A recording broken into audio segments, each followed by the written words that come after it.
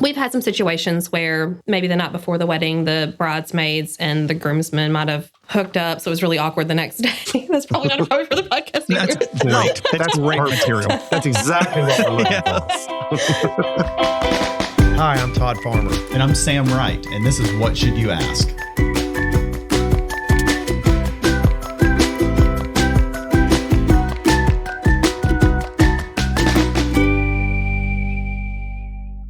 Okay, so we're talking about all things wedding and event related today, right? That's it. It's been a while. I'm almost out of the wedding season. You go through that period of time where you're kind of in the wedding season where all your friends are getting married, The most fun wedding I have ever been to was a Jewish wedding in Michigan. So was mine.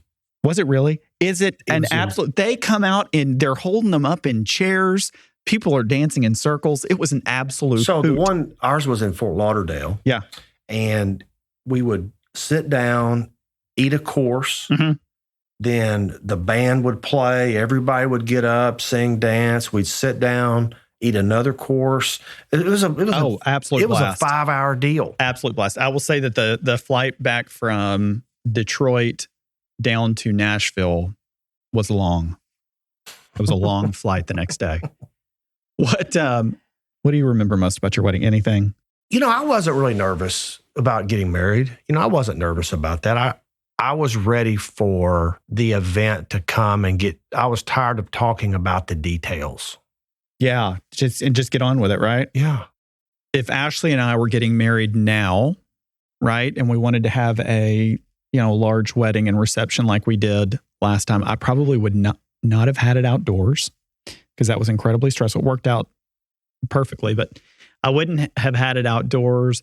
And I guess we did at our wedding. Frankly, I don't remember, but I would, focus on the guests because I want the guests to be comfortable, have a good time, eat well. What about you? I would probably consider an location wedding. Oh, I think that'd be great. At a different location. Because, you invite 400 people, but you really only are close with about 20 of them. Right. And if you could get your whole group of real close friends together, I think that would be a really neat experience to go to. So today on What Should You Ask, we have wedding and event planner Brandi Boone of Soirees, Events and Catering. So Brandi's going to be answering questions about wedding planning, all things wedding. If you have just gotten engaged, if you're in the process of planning a wedding, or even have a hidden Pinterest board like Todd does, she'll be answering our questions about planning that special day. This is What Should You Ask? I've always prided myself on being a hard worker, but thanks to the accident, I can't even get out of bed. I need help, but I don't even know where to start. Talk to attorneys Farmer and Wright right away. The more recent the accident, the easier it is for them to investigate, defend you, and get compensation. I've never had to get a lawyer before. Isn't the insurance company going to help? You can't always rely on insurance companies. That's why you need Farmer and Wright. Go online to Farmer Wright, that's right with a W.com. Welcome back. I'm Todd Farmer. And I'm Sam Wright. Thanks for joining us on What Should You Ask? Today we have Brandi Boone, owner of Soirees Events and Catering. And we're going to talk about catering, flowers, wedding planning. Can we talk about angry brides too? Yes, we can. Okay. So I'm just curious. That's a interesting business. How did you get involved and decide you wanted to be in this business? Well, it just kind of happened when I was planning friends' birthdays, parties, things like that, their kids' birthday or just little bitty parties. And then it got into, I need tablecloths. I need all these things. And so I just made a business out of it. That's great. Yeah. All right. So we're going to talk about newly engaged, right? So when you're meeting with a couple, what are the first things you want to determine right away with like a newly engaged couple? First thing, budget for sure, because either your wedding's going to be, is it going to be $5,000 or $50,000? So budget's number one conversation. But it's possible to get married and have some sort of gathering afterwards for $5,000. Yeah, it is. It is. You can't have this huge champagne budget, but it's very possible to still make it pretty. Cake. I mean, everyone gets, a family fried chicken box from KFC. But And that's the biggest expense. Like catering is a huge expense. Sure. So people don't remember that all these guests that you're inviting, you have to feed them all too. I mean, you don't have to, but everyone does. So sure. So I'm curious. We're going to have all kinds of questions on this. Sam and I do. So we're thinking back to when I went through this process, and I took a very passive role in all of the planning. Do you have a bunch of men that are like really want to make the decisions, or are they smart enough to stay out? Is it still a woman's game? It's still a woman's game. I've been doing this 8 years now, and I've had one just groom take over, and the bride was like, I don't care what we do. Like, whatever he says, we do. So, but that's in 8 years, one person. And like, granted, we do about 200 weddings a year. So 1 out of 8 years. You do 200 weddings a year? Yeah. Yeah. Because we can do multiples per weekend. So we can do, like this past weekend, we had 3. Because we have a big staff that just kind of just disperses everywhere. So let's say I come in there and I give you a budget. Then what we do? Is it picking dates? Is it what do you locations, all that stuff? So usually when they come in, they've already got a date in mind. After that, it's venue. Pick your venue. And then we can go into the decorating part of it, because every venue is different. So they pick a date, they pick venue, they have to go through all this, what they're going to wear. Does everyone still dress up? Yes. For weddings. Okay. What about like all this country wedding stuff? Do people still do a lot of these country weddings? I kind of see that fading out a little bit. Yeah. I see it going away more, like, because it was burlap and mason jars for a long time. So I really Did they drink out of the mason jar? It's usually for centerpieces. Okay. We'll put flowers in it. I'm I see that going crystal away. kind of guy. I don't know about You're the a mason. little more of a Waterford person than you are a mason jar. Yeah.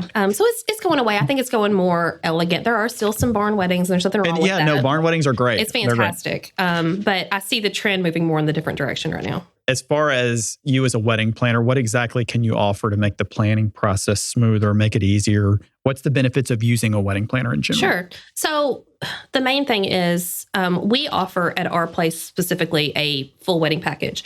So that would include venue, catering, decor, coordinating, the whole thing. So we get most of our brides like that because they don't know what to do. They're overwhelmed. Like they just got engaged. They've never done a wedding before, and we do them every weekend. So that's our main seller right there, is that they're like, we don't know what to do. And I'm like, well, let's just pick this out. We're going to go through the checklist. We have all these checklists. We just go through every single one of them. And they just like it because the stress goes away. It takes the stress off of them. What's the number one thing that brides completely forget about, like when you're sitting down planning a wedding? They're like, oh my God, I didn't even think about that. A lot of it is they get overwhelmed with people to invite. They forget all their family members for some reason.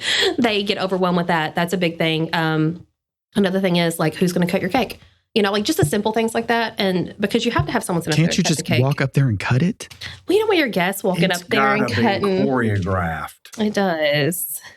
What's the fastest you've been able to plan a wedding? We refer to those as, are those shotgun weddings? Yeah, a week. Wow. A week.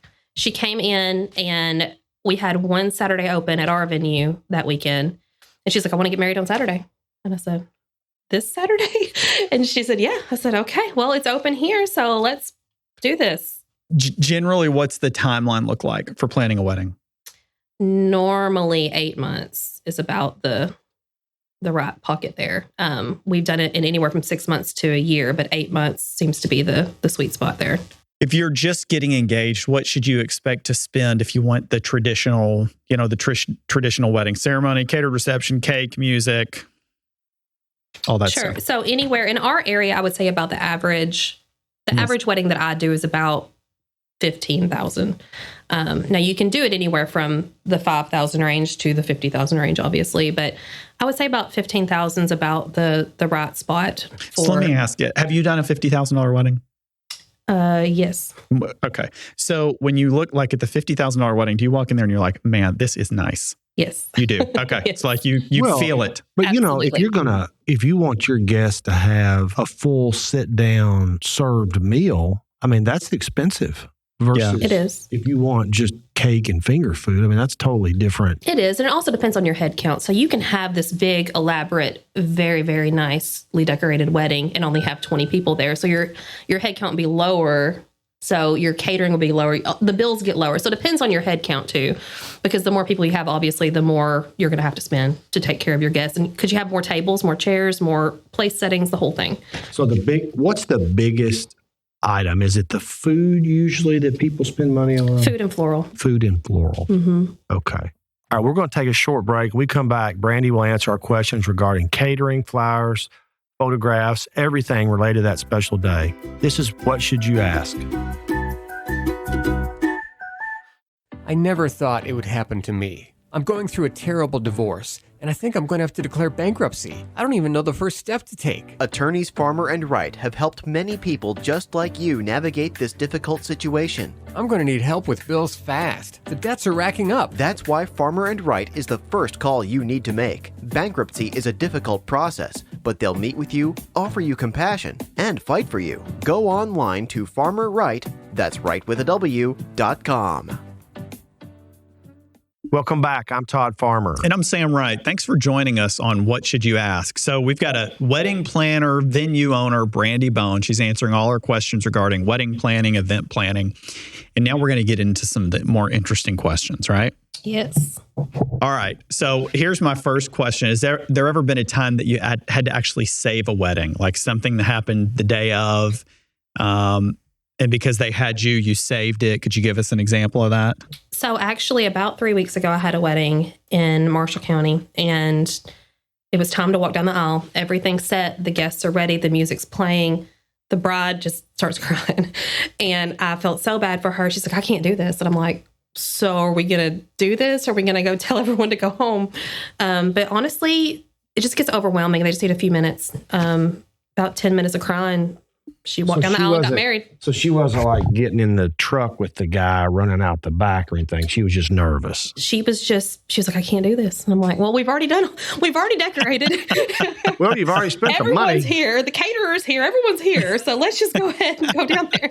What about like any folks canceling weddings the week of? Yes, that's happened several times actually. I always feel bad for them, but better actually, now than later, right? It's a lot cheaper than down the road. You're That's darn right. tootin'. Just a couple weeks ago, Somebody had a change of heart. 2 weeks ago.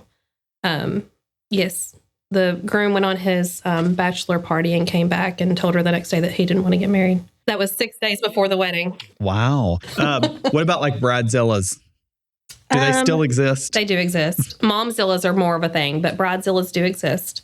It's just so stressful that people just get worked up. You got to take it out on somebody. They got to take it out on somebody. It's usually me, and I'm okay with it because I've learned that. Have you gotten just a chewing? Do you get it all the time? All the time. And my staff isn't equipped enough. They're very equipped, but they're not tough-skinned enough to be like, they don't mean it. They're just they want to blame somebody, and I'll take it. So are most weddings, are they sit-down dinners? Are they buffet lines? Are they... Most are buffet lines. Isn't it hard for a sit-down dinner to plate everything at once? It is. It's next to impossible. Yeah, and figure out if they had steak or chicken or who had what. And no one remembers on their RSVP anyway. I'm like a heavy hors d'oeuvre buffet line kind of guy. Mm-hmm. I really am.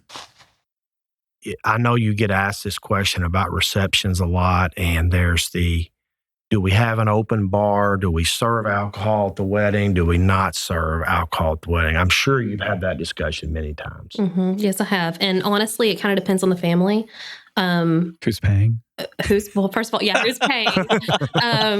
But we also have a lot of people that maybe the groom's side is very conservative and doesn't want alcohol, or the bride's side wants it. And, there's like this clashing thing. And I'm like, okay, let's meet in the middle. Maybe we just serve beer and wine.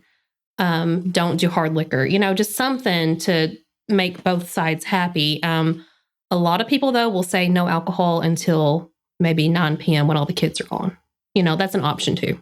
Oh, that's not a bad option. That's not a bad compromise. Mm-hmm.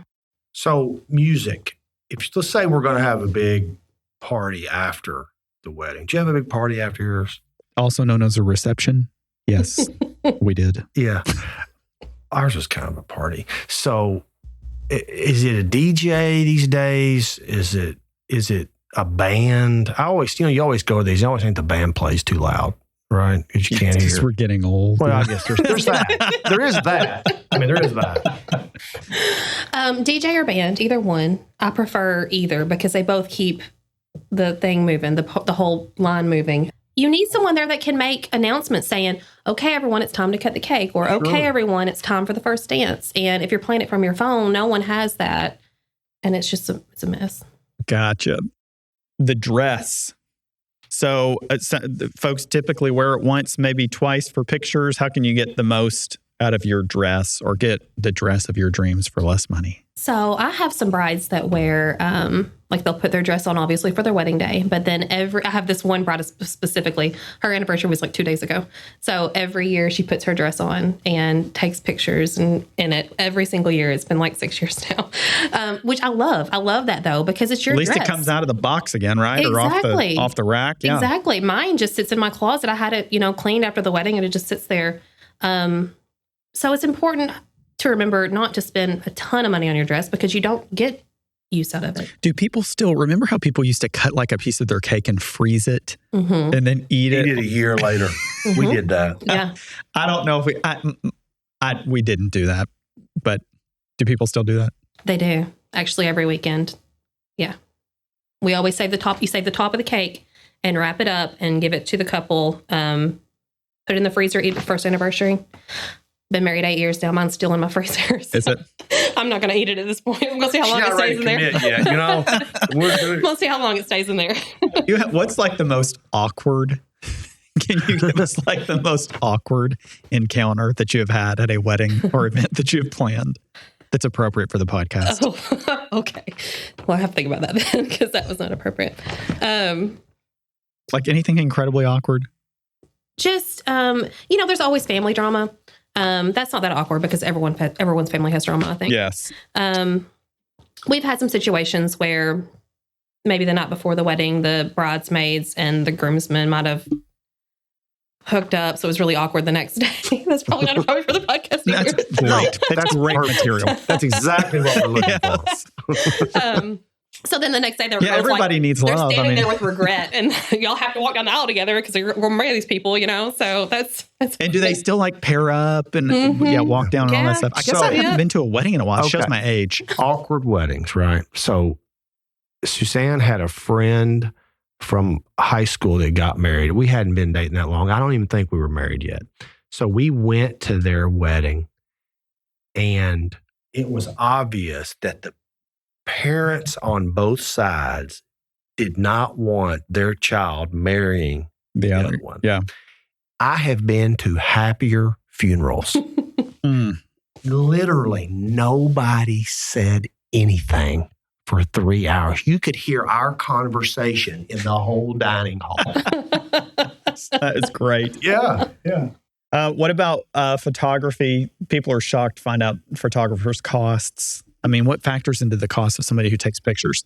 A good photographer will not only get good pictures, but they kind of also help with the coordinator keeping the timeline moving, saying, okay, pictures start at 10. We have an hour to get your pictures done, you done, So it's basically a timeline thing with the photographer too, because they're there for the whole thing. They're there for the first dance, for the cake cutting, for the send-off. So a good photographer will actually help a coordinator stay on track. So you are the planner and you do the coordinating on the day of. Mm-hmm. So what is the life of a coordinator? It's lots of weekend work, isn't it?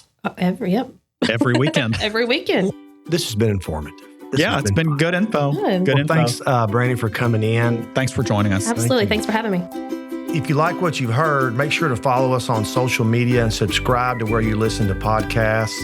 If you loved what you heard, then leave us a review where you listen and tell anybody that we're at whatshouldyoutask.live, and we'll see you next Wednesday. Every Wednesday, we ask what should you ask about life topics, so make sure you come back to hear about what we're asking.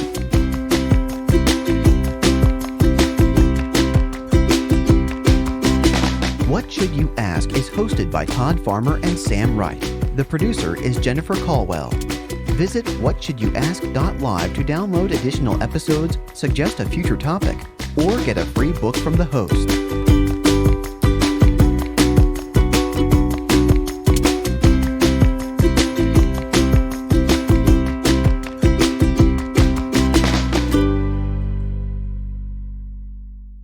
The information provided on this podcast is for informational purposes only and should not be considered as legal advice on any subject matter. You should not act or refrain from acting based on any content mentioned without seeking legal or other professional advice in your area. The hosts, guests, and sponsors remove themselves from all liability for actions you take or fail to take based on any content in this broadcast.